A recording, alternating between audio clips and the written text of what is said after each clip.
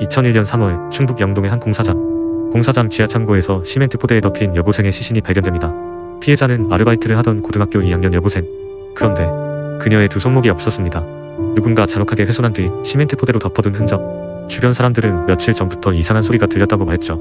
당시 경찰은 주변 인물과 현장 DNA를 토대로 수사를 벌였지만 하지만 범인은 잡히지 않았고 그날 사라진 두 손목의 행방도 끝내 밝혀지지 않았습니다. 두 손목이 사라진 여고생 사건. 이것이 바로 2001년 충북 영동에서 일어난 영동 여고생 살인사건입니다. 1990년대 초 충북 청주의 한 주택에서 끔찍한 사건이 발생했습니다. 한 여성이 집안에서 숨진 채 발견된 것입니다. 피해자의 몸은 온몸이 바위에 수십 차례 찔린 상태였고 방 안은 피로 물들어 있었습니다. 범행은 지나치게 잔혹했고 단순한 강도 사건으로 보기엔 수법이 너무 집요했습니다. 현장을 조사한 경찰은 곧 이상한 점을 발견했습니다. 현관문과 창문은 모두 안에서 잠겨 있었고 외부 침입 흔적이 전혀 없었던 겁니다. 즉, 범인은 피해자와 아는 사람이었을 가능성이 크다는 결론에 도달했습니다. 피해자가 스스로 문을 열어줬을 가능성이 높았던 것이죠. 경찰은 주변 인물관계를 추적하며 수사를 확대했습니다. 하지만 목격자는 없었고 결정적인 증거도 나오지 않았습니다. 범인의 흔적은 현장 어디에서도 발견되지 않았습니다. 결국 이 사건은 미제로 남았고 사람들은 피해자의 끔찍한 최후와 범행 도구였던 가위를 결합해 이 사건을 청주 가위손 살인사건이라 부르게 됩니다. 지금도 이 사건은 한국의 대표적인 미제 사건 중 하나로 남아있으며 범인의 정체는 밝혀지지 않은 채 어둠 속에 묻혀 있습니다.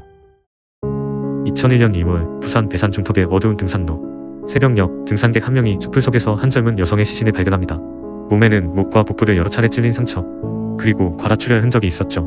하지만 이상한 건 반항한 흔적이 전혀 없었다는 것. 손톱 밑에서도 현장에서도 저항의 흔적이 단 하나도 없었습니다.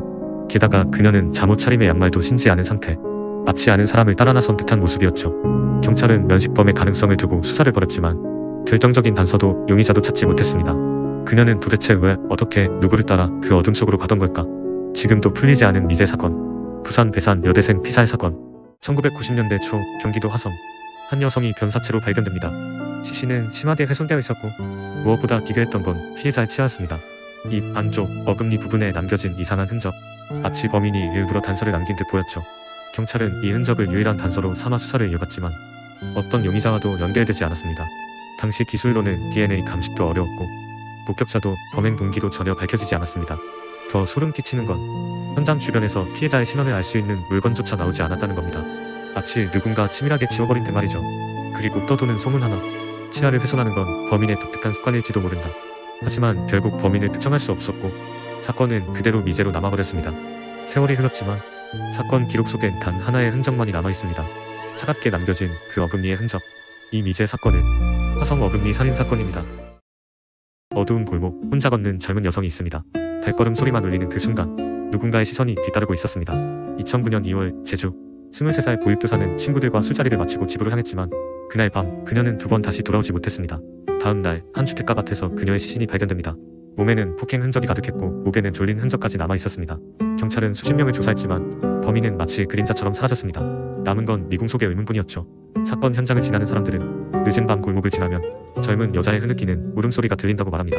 이 끔찍한 미스터리 사건, 바로 제주 보육교사 피살 사건입니다.